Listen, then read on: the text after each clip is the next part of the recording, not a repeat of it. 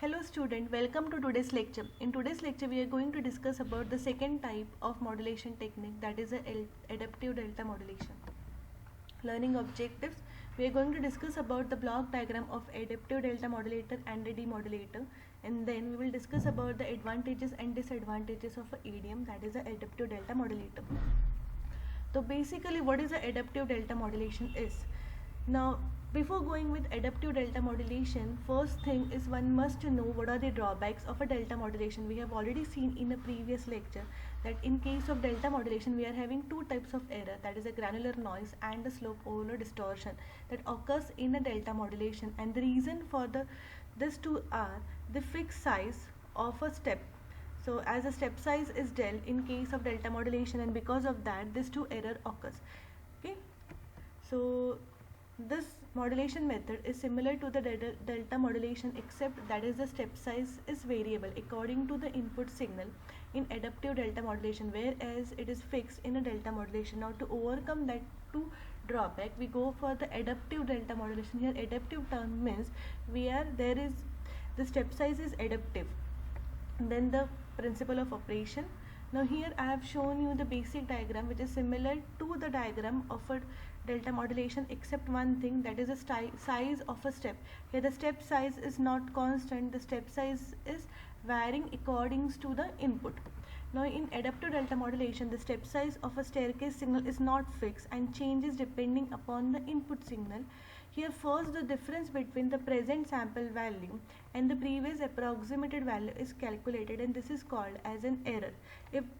If there is a presence in the error, if the present sample is smaller than the previous approximated version, then the value is high or it is low.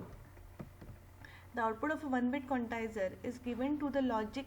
We are having one block, that is a step logic converter, which will control the logic of a step. So here what will happen, if you look over this particular region, here your input signal is changing and the step size is constant. Now what we come to know, as the step size is constant, the slope overload distortion, this portion is called as the slope overload distortion that we have already discussed in the previous lectures. So this slope overload distortion occurs.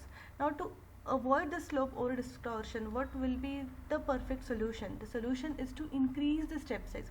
So for increasing the step size, what it will do, it will check the previous output and the step size, and based on that it will make a decision for the next step we have to increment the step.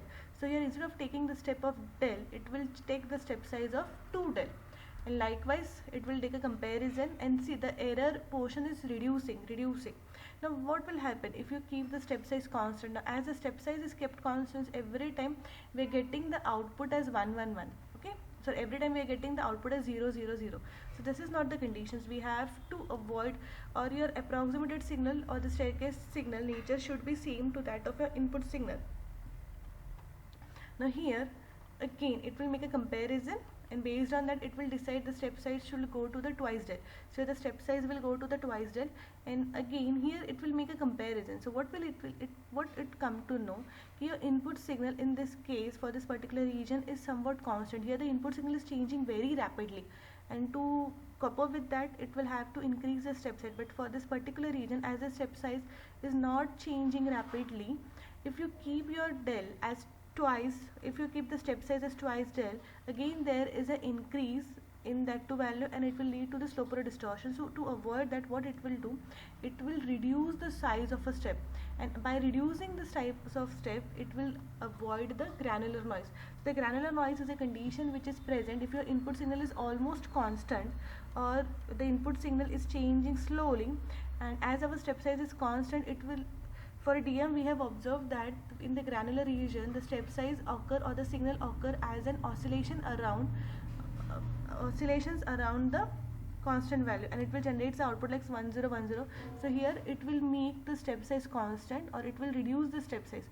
So that is a working principle of adaptive delta modulation. When there is a slope overload distortion, it will increase the step size, and when there is a granular noise it will decrease the step size. So the step size is a parameter which is variable in the case of adaptive delta modulator.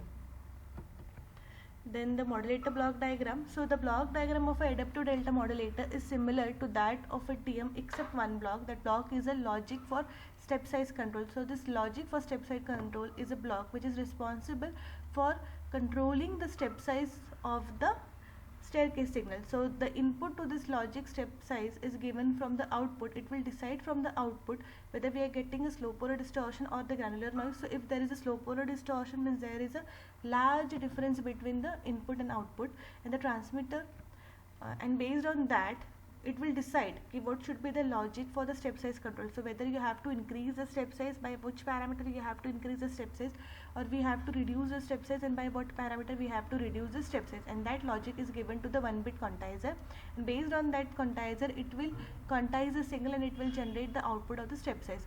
So the transmitter, this is a transmitter, consists of a summer signal, a quantizer is there, 1-bit quantizer definitely, a delay signal is there, a logic for a step size control is there, and the baseband signal XNTS is given as an input to the circuit. The feedback circuit present in the transmitter is an integrator. The integrator generates a staircase approximation of the previous sample. So this will generate the approximation of the previous sample, and at the summer circuit, these two signal, the difference between these two signals are there, that is the difference of an input signal and the staircase approximated of the previous sample ENTS is calculated, and this error is passed on to the quantizer, where quantizer value is generated, and the step size controls the step size of the next approximated based on either the quantized value is high or low, and the quantized signal is then given as an output. Now here, for generating the output, the logic remains same. If your input signal is greater than your approximated or your staircase signal, it will generate the output as a 0, and if your input signal is smaller then your staircase signal, it will generate the output 1. So the logic for generation or the comparison is same. Here the parameter which we are changing is only the step size. The step size we are varying accordingly, so that we can avoid the slow polar distortion as well as the granular noise. Then the demodulator for ADM. So this is a block diagram of a demodulator. So here what we are having, so at the receiver the demodulator takes the place. The receiver has two parts. So the first part is a step size control block. Here the received signal is passed to the logic step size control block, where the step size is produced from each incoming bit. The step size is decided based on the present and the previous input. So this is a parameter which is responsible for deciding the step size, what is your previous output and the present input. And the second part of the receiver is the accumulator circuit. This circuit is an accumulator circuit that recreates the staircase signal, and this waveform is then applied to the low pass filter, which smooths the waveform and recreates the original signal back.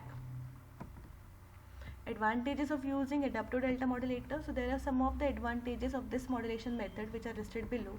Adaptive delta modulation decreases the slope overload distortion present in a DM. During demodulation, it uses a low pass filter which removes the quantization noise. The slope overload error and the granular noise present in a DM are solved using this modulation. Because of this, the signal to noise ratio of this modulation technique is better than that of a delta modulation. In the presence of bit error, this modulation provides a robust performance. This reduces the need for error detection and the correction circuits in the radio design. And the last is the dynamic range of adaptive delta modulation is large, as the variable step size covers large range of the values. Now what is the difference between actual DM and the adaptive delta modulation? So this all are the difference between the DM and the adaptive delta modulation.